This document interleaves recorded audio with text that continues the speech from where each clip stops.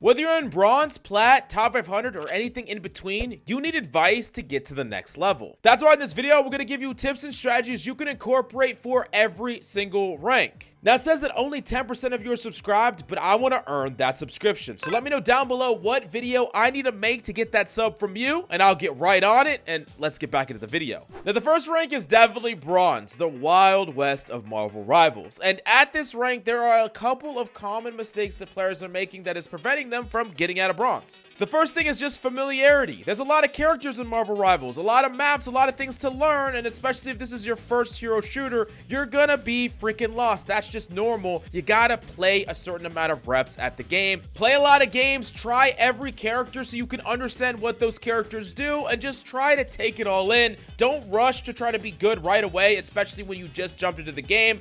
This is a whole new world, and you just need to take it all in, and don't rush yourself too much. Try to have a good time. Now, another thing that can hold bronze players back is settings and equipment. I think in general, you want to have the best equipment possible. Now, granted, for console players, this is not something you're going to need to worry about as much, simply because the consoles are better optimized than most average PCs. But a lot of PCs, you are going to have all kinds of problems. Maybe you're having frame skipping, maybe you're having low FPS. Whatever it is, you need to try to turn down your settings as much as possible so you get the maximum amount of frames and consistent performance with no lag. Also, in general, you want to have equipment that is designed to play a competitive shooter, so you don't really want these giant mice that have a million buttons on them that are made for MOBAs like League of Legends where aim isn't required. You ideally want a nice mouse pad. I highly suggest Artisan, which is not sponsored at all, by the way. I just love their product and most pros agree. And then also a reasonable sensitivity. There's a lot of variance and personal preference that goes into this, but I play at 800 DPI with 1.85 in-game sense, and I play slightly on the lower side, but anything that is triple my sense, quadruple my sense, 5 times my sense, you're probably playing on something way too extreme, especially if you're trying to play more precision-based characters. There's going to be some wiggle room in there, but these are some of the signs that I would point to as things that show someone not really finding what their optimal sense is. Now, after you have good settings, good equipment, and good familiarity with the game, you should climb normally. I want you to focus mostly on your own play. It doesn't matter how many 6-man insta-locking whatever you get in your games. You can climb out of bronze literally with any composition. I promise you, don't worry about that. Just focus on your own play. Now, after bronze, we have silver, and in silver, things get a little bit more difficult. Players will have some understanding of the game, and it won't be completely random like bronze, but still, there's going to be a crazy amount of variance in these games, and a lot of things you're not going to be able to control. But what you can control is these core things. Number one, I want you to stop staggering. I think this is the biggest problem that happens, specifically in the silver rank more than any other rank, where everyone just goes in one at a time. You know, one person goes in, they die, another person goes in, they die, and it's just over and over again. People are dying like a freaking assembly line of death. And I get it. You cannot control your teammates constantly going in and dying, but I want you to never be the one that is staggering. Like,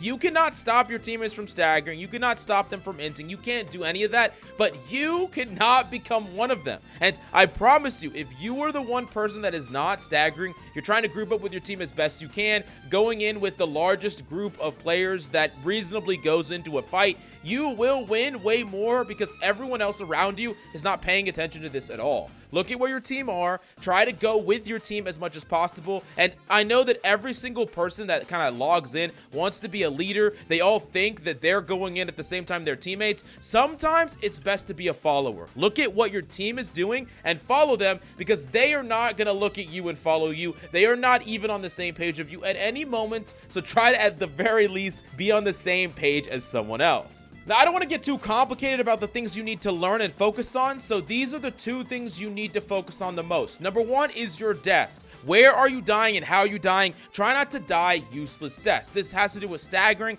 but it also just has to do in general. Every single death is a teaching moment, especially if you get picked off first, so you die first. Like, let's say your entire team is fighting and you're the first one that dies. That's a vital mistake that you can evaluate and look at. Could I have played around it? Could I have played a different place? Did I walk into the enemy? Was I too away from my team? How did I die first here? And the second thing that you can evaluate is your ultimate use. How is your ultimate getting value on average? Are you wasting your ultimate? How are you using it wrong? How are you not getting value out of it? This is super important because ultimates over the course of an entire game mean the difference between winning or losing if you use your ultimate well. So evaluating your deaths that are not deaths that you should have died and your ultimates that didn't get enough value and you could have used better are two core things that can push your game to the next level, and they're really simple to track and notice. You can even monitor them in the replay system very easily. Another layer to this is just general ability use. One of the things that silver players have a problem with is just using abilities when they're not needed for no reason, like an Adam Warlock that will just soul bond people just generally, not because their team is pushing, not because they're under threat, just because they can, or using way too many heals, or wasting their abilities over and over again. Recognize that abilities have specific purposes and you don't need to use them until that moment, and if you can evaluate whether you use an ability too soon or not at the right time or messed up, that's really, really good, but that's kind of secondary to the other three things we talked about. Now, we finally entered gold. We've entered the realm of strategy. There is actually gonna be some amount of tactics and strategy that is gonna be incorporated in gold, but here are some simple things that you can use and do to get ahead of your competition very easily. So the first thing you need to start thinking about in gold is about threats and answers. What are the core threats on the battlefield? This could be ultimate-based threats, the things that you need to play around. This means maybe it's a Psylocke ult, maybe it's a Magneto ult, maybe it's an Eye of Agamotto, Doctor Strange ult. Knowing those threats is important, but also generalized threats like, oh, they have a Black Panther. What is he going to do every single fight? Because he's probably going to do the same thing over and over and over again. If that's a threat, what's my answer? How do I play in position to make me better suited to deal with him? How do I play to protect my supports? Or how do I play as a support to protect myself up against that threat? Because you know what the threat is. How do you deal with it? Do you rage in all chat, start bitching at your teammates and swap Spider-Man? Probably. But is that going to get you the win? Probably not. Now, a concept that you've probably heard me talking about a lot if you've been a subscriber of this channel is the concept of pushing and pulling, which is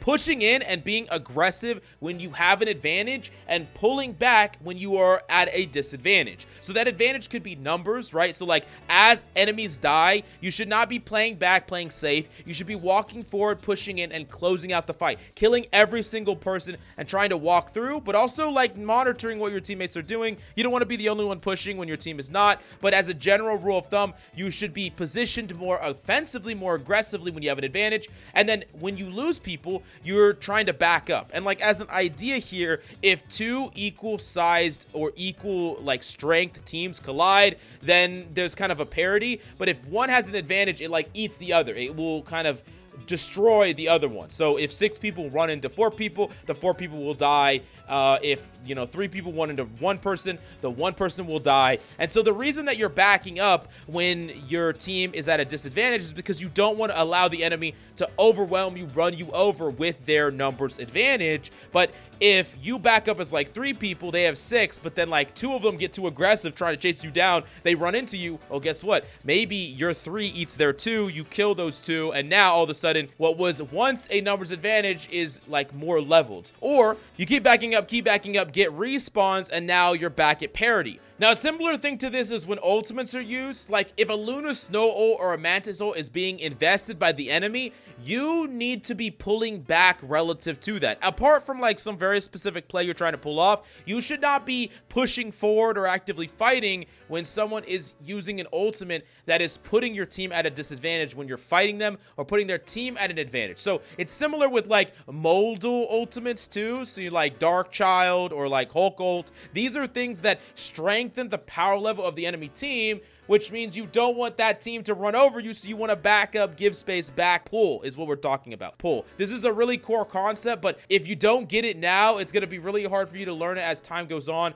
But the last thing we got to talk about is objectives and the concept of locked in progress versus temporary. So one of the biggest mistakes that gold players make is they will waste ults fighting a battle that doesn't make sense for them to fight. So let's say they are fighting a battle, right? And the car is like halfway through before it gets to a checkpoint, and they're fighting, they're sitting on point, they're fighting, their team dies and they pop an ult. Why is that bad? Well, from their point of view, they really wanted to clutch that fight. They wanted to win that fight at all costs, but they didn't need to because the cart going from the midway point to the 75% point doesn't change anything. Only when it gets to an objective does it actually lock in permanent progress that will change the spawns. So those fights matter more. Those fights are fights you would rather kind of plant your flag on and try to clutch at all possible or invest more into clutching. But in the general just random fights that happen along the way, he could have just died on cart, made it so that he died specifically on cart so that the cart didn't move, and then he died, goes back with his team, gets to walk in with his team, his entire team, and ult then. So the reason that that's so much better is because you still get to fight them before they cap a locked-in objective, but you get to maintain that ultimate, and you get to use it with your team is there. And that's another core concept. Well, yes, ulting can win you a fight that you're losing, right? I can Eye of Agamotto when I'm in a 2v5 and potentially kill enough people to win that fight, but if I can, why not Eye of Agamotto in a 6v6? Because then I get to turn that fight even more, right? It's a lot easier to win a fight with an ultimate that is at parity than turn a fight when you're at a huge disadvantage, because you can't just kill 2 to turn into a parity. You need to kill more than that. You almost need like best case scenario for your ultimates, and you're asking a lot for them. Instead, why not just ask a little bit from your ultimates and win fights that way? Now, if you grinded through gold, you finally have made it to plat, and there's a lot you got to work on in plat if you want to get to the higher elos of play. First off is role assessment. I did make an entire guide on this where I broke down what you need to know for every single role, but let me give you a quick TLDR. Understand that tanks' job is to contest objectives, take space, and apply pressure, and they can do this because they can take damage without instantly dying, so they can transition through open areas better than any other character. It's also important for them to route and contest certain objectives, flushing out characters from strong positions as well. We go into this in a lot more detail on that video. Now for DPS, you're trying to contest off angles, apply pressure from multiple angles, generate picks or kills for your team, and output a lot of pressure in the form of damage, and just generally kind of wrangling the enemy team. I think oftentimes what a DPS is supposed to do is not necessarily just kill every single person you see, but also control the angles that an enemy team can play in. Basically put pressure on them wherever they are positionally, deny enemy flanks. So if you're playing adjacent from your team, you're not only putting pressure on the enemy team, but you're also denying any Black Panther, any Psylocke, any whatever from flanking and potentially getting in a duel with them isolated or with ideally a teammate. And then of course going for plays that can win the fight, whether that's with your ultimate, whether that's with you just killing people, whatever it is. There's a lot of varying roles with the DPS, but these are like the core ones you need to think about. And then with supports, it's not only keeping your team healed and topped up, but it's also just the mitigation of pressure, wiping away the pressure that enemies create, denying their plays with your utility, and then also applying pressure yourself in the form of damage, in the form of using your cooldowns and abilities. Mantis, for example, has some of the highest damage, really great at aiding a lot of ability pushes by increasing the DPS of ultimates, increasing the DPS output of people being aggressive herself. So this is like a simplification of the jobs that your role is required to know, but you also need to think about how your role slightly differs depending on the character you are and what you're up against. Like if you're a Black Panther, you might play completely different. You're not going to just sit with your team, deny flanks, and just kind of contest enemies. Or if you're a Thor, you might not be someone that is contesting objectives nearly as much, and you might be kind of contesting high ground or just outputting damage on flankers or people on off angles and punishing them. There's a lot of different things that you need to think about, but first you need to understand the core job of your role and then where your differences kind of lie depending on what characters you play. And in addition to that, you need to think about team composition. What does your team want to do? What is it good at? What does the enemy team want to do? What are they good at? If your opponent is playing freaking Venom, goddamn Psylocke, Black Panther, then you know that they're gonna jump your freaking supports over and over and over again. Anyone that's isolated will get jumped and probably die. Your supports will probably get jumped and probably die. They might be able to defend themselves a little bit, but not much. So what can you do depending on what you are? Well, maybe you're a Psylocke and you're gonna mark an enemy diver. What does that mean? That means that instead of you being aggressive and jumping their back line, you are playing to deny the enemy diver. You're planning to deny the enemy Psylocke. You're planning to deny the enemy Panther. You're putting a lot of damage into the Venom with the intent of helping your supports survive, because you could go jump that backline by yourself, and guess what? It's just you jumping 2 supports. It's going to be a lot harder than it is for them when they have 3 of them jumping your supports, right? You're trying to create a situation where they can't all go at the same time, so you're marking a target. That's one example. Or maybe you're like, hey, I'm going to swap to Winter Soldier. I'm going to sit right with my team, and I'm just going to play defensively. I'm not going to go aggressive. I'm going to play here to deny. I'm going to play here to control the enemy's form of aggression.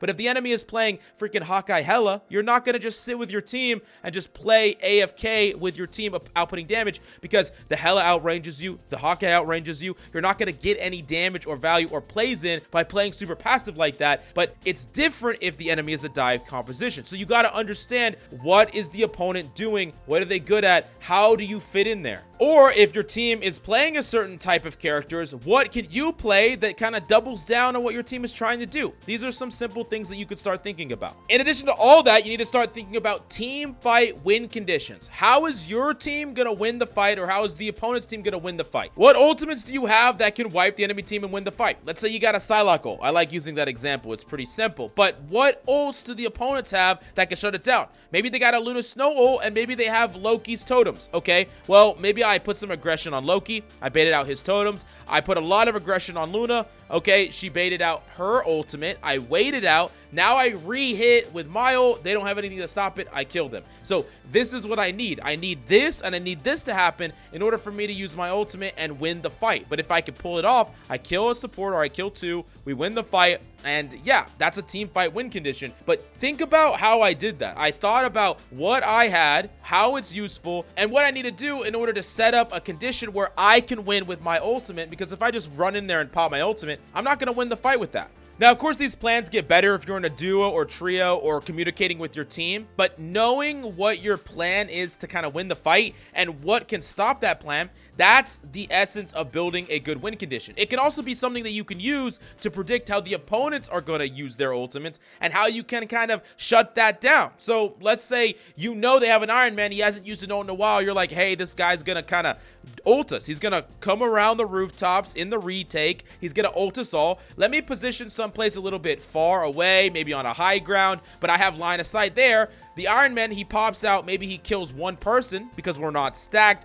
You're not sitting with your team because you are prepared for that ult, and then you instantly kill him. You trade him, so the Iron Man got 1, but you killed him, he wasted an ult, right? That is super strong, and it's a plan that you built around dealing with the ult. It might be just something small, like I'm not going to play with my team. I'm going to play a little bit away. I'm going to play for the high ground. Whatever it is, you're setting yourself up to be better up against their win condition, their ultimate, or whatever their plan is. Now, the last thing is about positioning. Proper positioning, cover, high ground, routing. Now, once again, I went into a lot of detail on this in a whole positioning guide, and I'm not going to just summarize it here because it's just too much to cover, but I highly recommend you check it out. It'll be in the links in the description down below. Next up is the diamond rank, and I would consider this the first rank in high elo, and there's a lot of things that come with playing in diamond that you need to start incorporating and working on if you want to get to the next level and the level after that. So the first thing is you need to start knowing when a fight is turnable. I think oftentimes you watch a high ranked streamer or a high ranked pro and you see them starting to pop ults and go in and be aggressive even when they're down people. They're not just always resetting, and the reality of it is sometimes a fight is won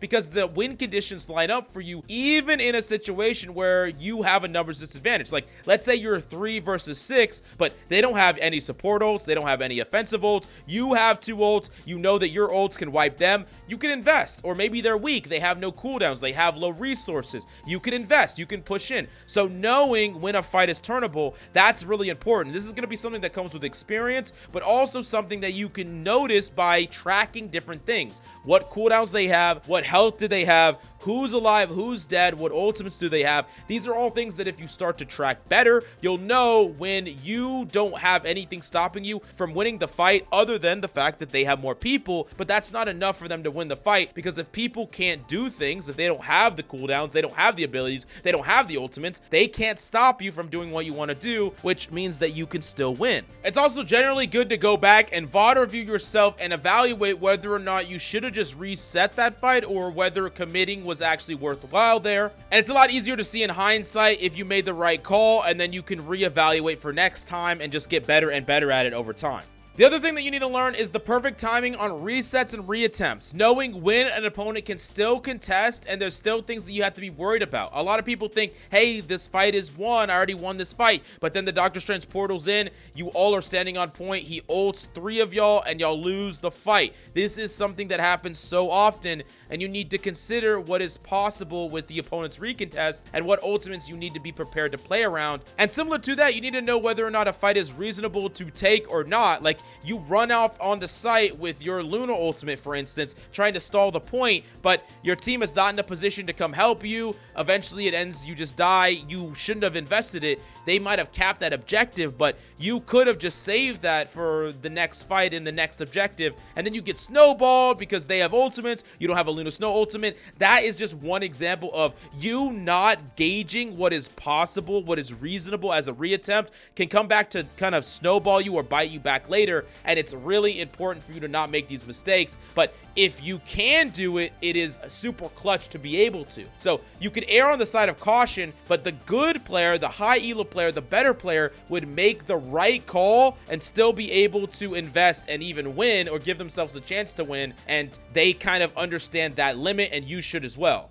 Now, another thing that you need to really know perfectly is your matchups and your counters. So you are going to have certain characters that you're really good at and you really like to play, and other characters that you flex to. On every character that you decide to queue up with or play at all, you need to know what your matchups are and how you can effectively counter it. Every character is going to have certain interactions, certain bad or good matchups, and if you have a bad matchup, what is the way that you actually still get value? What is the way that you still thrive? If you're a support that just absolutely gets demolished by a Black Panther, what can you do? How can you position? How can you play so that you give yourself a chance, a fighting chance to win the fight? You need to figure out what to do, because your solution to matchups can't just be, oh, they picked that character, I lose, right? That can't be a solution. You need to think of how you can play better and what you can do to win in these matchups. And maybe your solution is, if they play that character, I'm going to swap. Or if that person's a really known good player at that character, I'm going to ban it. I don't really care how you solve it. That's up to you. But you have to have a way to solve it. You can't just be like, I lose here,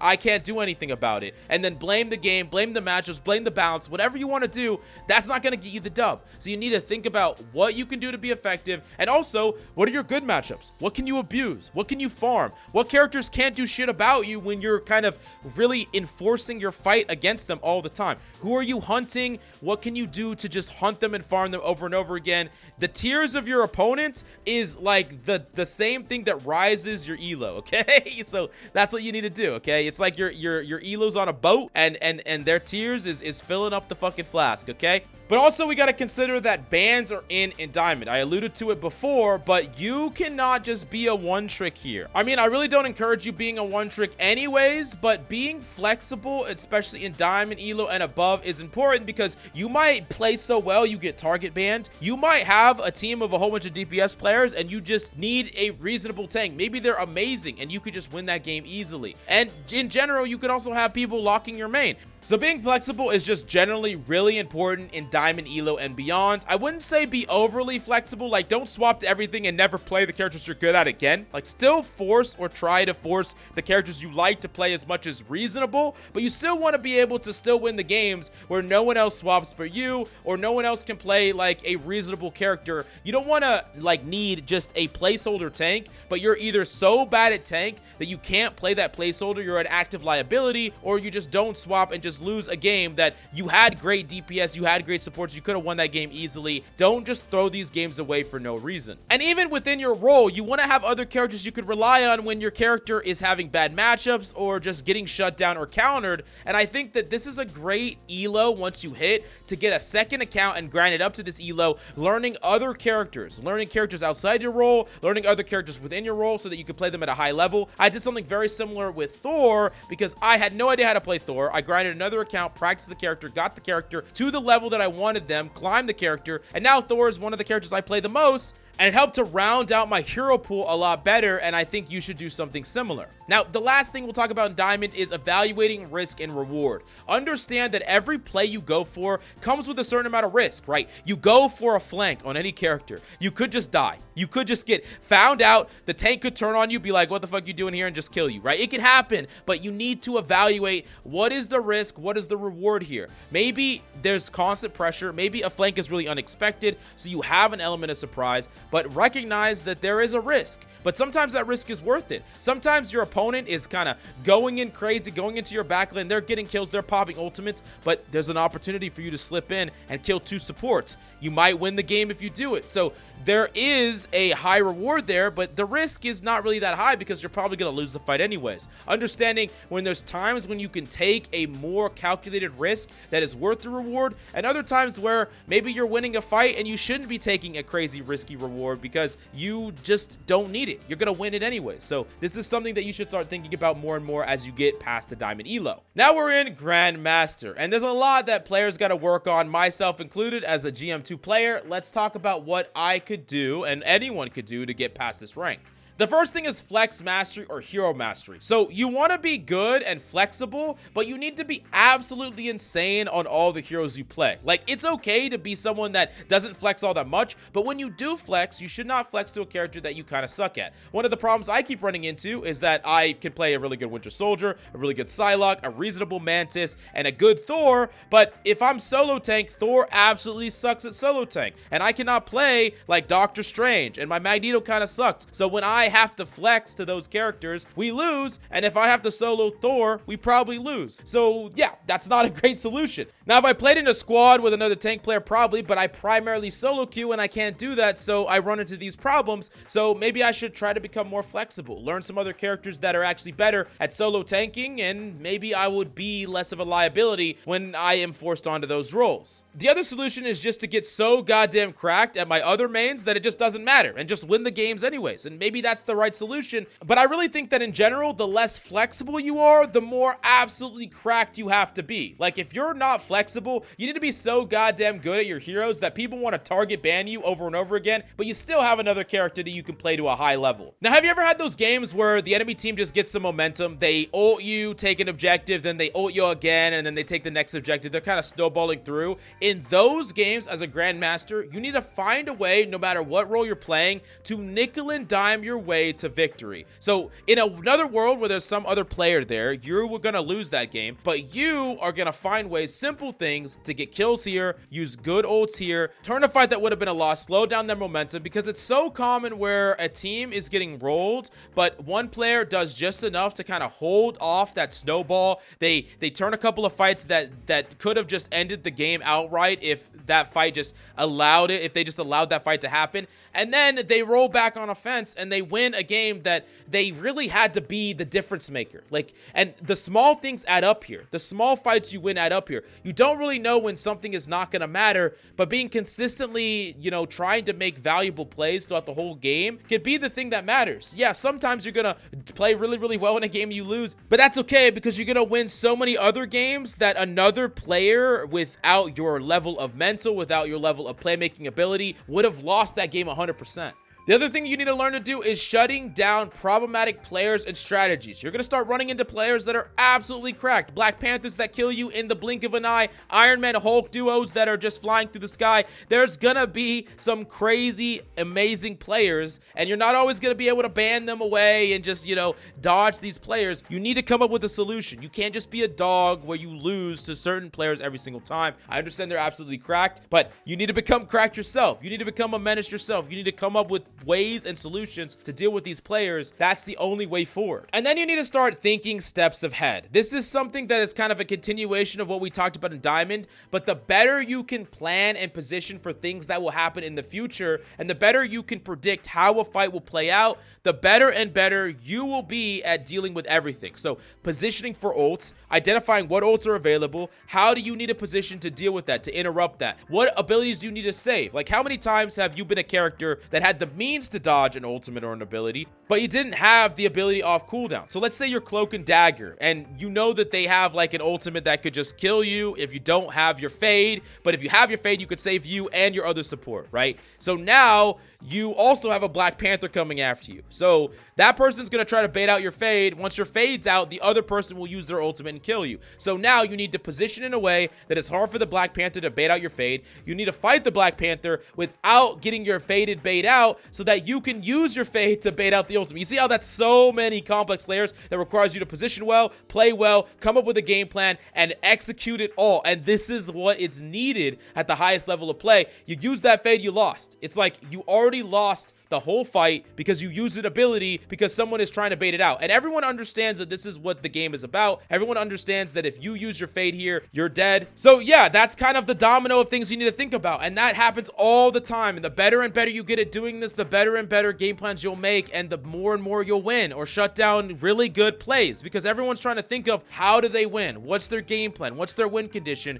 And you need to think about what can you do to make that game plan harder? What can you do to interrupt that game plan? What can you do to make a better game plan that beats their game plan? I know it's a lot of steps, a lot of thinking ahead, and there's a lot of variables that change on the fly, but this is what's needed to operate and play at the highest levels of play, because past this are the best players in the world. Also, in general, advanced map knowledge. I think everyone has a reasonable amount of map knowledge, but there are so many little things, whether it's health pack positions or even little nubs and creases and cracks that can prevent you from like rolling around the corner on Black Panther, as an example. The more little things you know, little places you can hide, knowing even when the spawns change. There are places where the spawns will change, enemies will get caught there, you can push there and kill there. There's a lot of little things that add up here that most players do not know. The higher and deeper your map knowledge is, the better and better you'll be. A lot of times though, the only way to get this higher is by playing more and more. Now, number 7, the last rank, we're gonna call this Eternity Top 500 and One Above All combined. What can these players do to become even better, like a top tier pro or just one of the best players in the entire world? What can these players do to push themselves even further and further? I've coached a lot of extremely high skill and high rank players in other games like Overwatch, so here are the big tips that I would give players at this caliber. Number 1 is respect granted versus respect earned.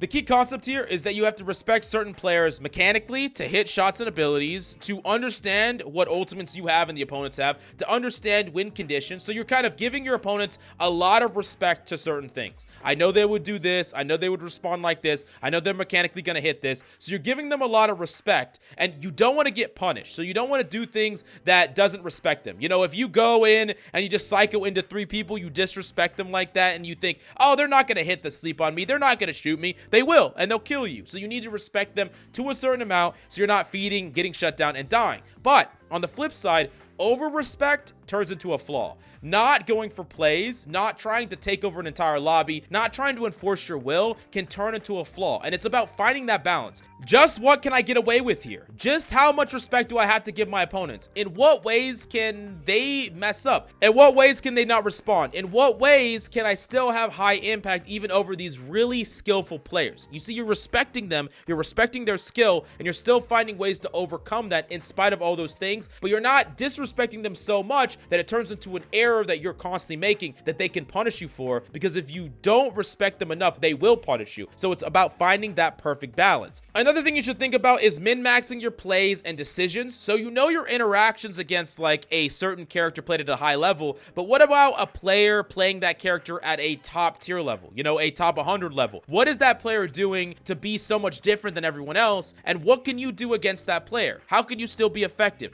How can you make it so that you're not feeding when another person playing your character would be feeding in that matchup? And a lot of this comes down to study and research and learning about what top tier players are doing on certain characters that's so strong and what other players are doing to still find value into that. Knowing and learning and constantly evolving is vital to maintain your rank and your skill at the top tier of play.